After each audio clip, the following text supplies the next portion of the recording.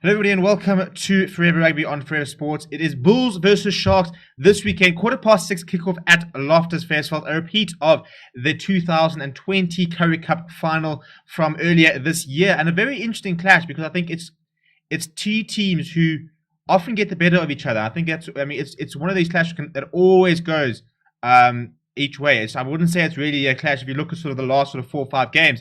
There's a predominant sort of team that really has the edge over each other. And definitely the two sides that are currently probably competing for the Rainbow Cup at the moment. 2 wins out of 2 for both sides. One of their winning streak will come to an end this weekend. It's an interesting changes, not too many changes to the lineups, just one in each team, but some very interesting updates on their squads in terms of a couple of big players hopefully being available for both sides very, very soon. Before we get into the teams themselves, please do smash a like on the video. Subscribe to the channel as well if you are new. We'll be live for this game as well. Reviews coming up as well.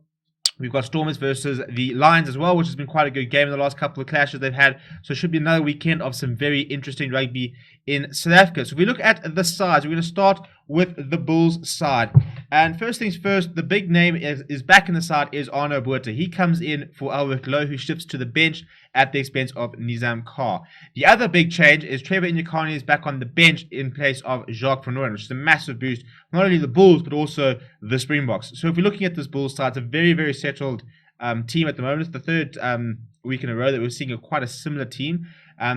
The third game in a row, we're seeing this front row of Gerard Steenkamp, Johan Grobelaar, and Morne Smith. I thought they were a lot better last weekend when Steven Kitzel was off. They suddenly started finding a scrum ascendancy, but as you would imagine, did struggle when they had Frans Herbert, Bongi Manambi, and Steven Kitzel. But at the end of the day, who wouldn't? Because that is a Springbok front row. While Steenkamp, Ruud and Nokia continue as the lock combination, Marco van Staden partners Arno Botha, Dwayne Vermeulen will captain the side as per usual. Embro Pierre and Morne Steyn will start again. Morne Steyn was instrumental last weekend and I thought was very good off the bench the week before that.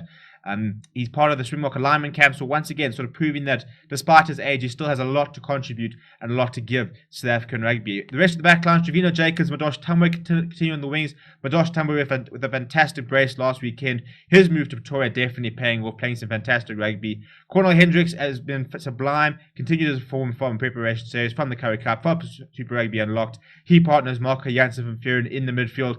David Creel continues at full back. On the bench, Joe van Zyl, Lizo Koboka, and Trevor Inyakane, probably two props that will want to try to get back to that starting lineup and get some consistency and game time under their belts.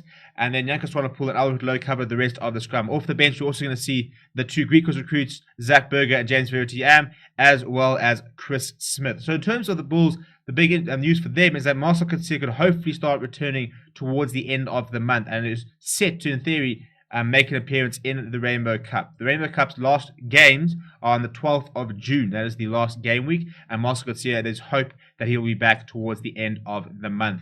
Currently going under conditioning and stuff like that at the Bulls. So that incredible loose trio, it could get even better, which is quite a scary thought for other sides. For the Sharks, the same lineup bar one. The only change for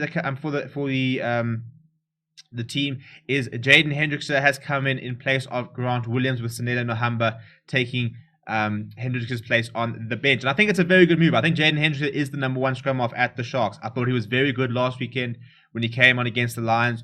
When the Sharks went down to 13 men, particularly that sort of 10-15 minute gap, I thought he managed the game brilliantly. Knew when to run, knew when to kick, got the Sharks out of very good, very tricky situations, and actually ended up, thanks to the way he got them out of that situation, they ended up getting a penalty and actually winning some points despite being down to 13 men. So if you're looking at the side, Oxenchair, Faison Barter, and Thomas Dutoy, I thought Faison Barter was a bit better last weekend. Needs to work on the line-out throw, but a very industrious player, makes lots of tackles. Ruben van Heerden and Reynold Hugo continue to be quite a useful lock pairing. The lineouts are getting better. Obviously, can still improve quite a bit, but that front row and scrummaging-wise, that tight five is putting in a lot of hard work. Sia Khaleesi, I thought, was very good last weekend. Top the tackle stats across the game. Was full of work and grew into the game. As I thought, Henke Fenter was also very good. Carried the ball quite a lot. As Sikkim was a Notcher, who I thought was starting to look back at his best. Looked like a lot more running. As you'd imagine against the Lions, who play a much more sort of open game plan. It allows Sikkim was a Notcher and the likes of Upper Fast to really get into the game and counter-attacking and finding space and doing a lot of running. And then, as you mentioned, Jaden Henderson will partner Curran Bosch has been quite quiet in the Rainbow Cup so far. I think somebody who was firmly on the Bok radar in the Super Rugby Unlocked and Curry Cup.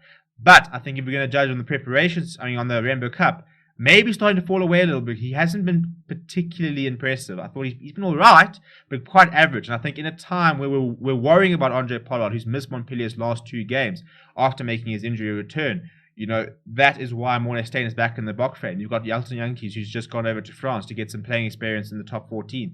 All of this is preparation for the British and Irish Lions series. And Curran Bosch, I think, is potentially going to miss out because he's chosen the wrong time to kind of drop out of form. Yao Penkley and Spoon Corsi, full of hard work. Got more involved last weekend, I thought, especially Spoon Corsi had a bit more to do. But I think still they would like to try and get the ball out to the wings more and try and get these players running a lot. Jeremy Ward, very good in the defense. And Lukhanyo I thought was fantastic last weekend. Had some very nice offloads. Made lots of tackles. Looked like he was getting back to his best. And I have no doubt he's going to continue in the number 13 jersey for the Springboks. On the bench, Kieran van Vuren, Intutuko Mkuno and Vian Herbst are the front row replacement. Leroux Roots and Pepsi Buthelezi covers the rest of the scrum. Snell Nahamba comes in. Molly Liebach and Werner Koch will provide a little bit of spark and X factor off the bench. It's 2 very good sides. 2 sides which I pretty much think are at full strength, really. The Sharks, couple of injuries. They'd like to get Dylan Richardson probably back in the side. But also some very big news for the Sharks is that Makazole Mapimpi is apparently arriving. I think it's today he's supposed to be arriving. And then they're going to be conducting some tests next week to determine his fitness and whether he is ready to actually start playing in the Rainbow Cup or whether he needs to go under a bit of conditioning. Obviously, it will be a lot of conversations with SA Rugby and Rassie Erasmus and Jacques Nienaber as opposed to whether he's going to be fit enough to go straight into the Rainbow Cup or whether he needs to go into quite a grueling sort of fitness program in preparation for the Springboks. It's all about what sort of condition is he in Japan, because there's always that sort of talk about the fact that it's not as high a standard and maybe don't necessarily be as fit and stuff like that.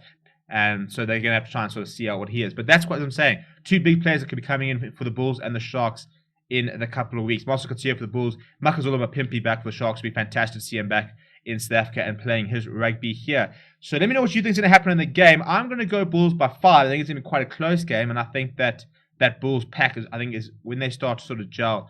And I think Morné Steyn is just playing so well at them, and I think that they've got this knack of grinding out victories. I think the Sharks are starting to look much better. Still haven't quite put together that big performance, and Sean Everett has been quite honest about the fact that they haven't quite put together their best performance yet. Conditions at the moment look pretty good. Looks like it should be quite nice and dry. It should be made for some running rugby, but as we sort of always see, the kicking game tends to be the most effective. So let me know what you think is going to happen down in the comments below. Smash a like on the video. Do subscribe. We will be live, so make sure you come and hang out. And I'll see you all this weekend. Thank you very much for watching. My name is Stephen, and I'll chat to you soon.